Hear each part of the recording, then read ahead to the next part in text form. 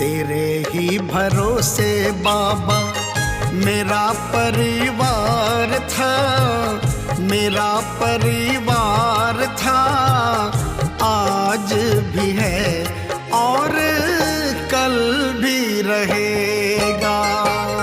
तेरे ही भरोसे बाबा मेरा परिवार था, मेरा परिवार था, आज भी है और कल भी रहेगा।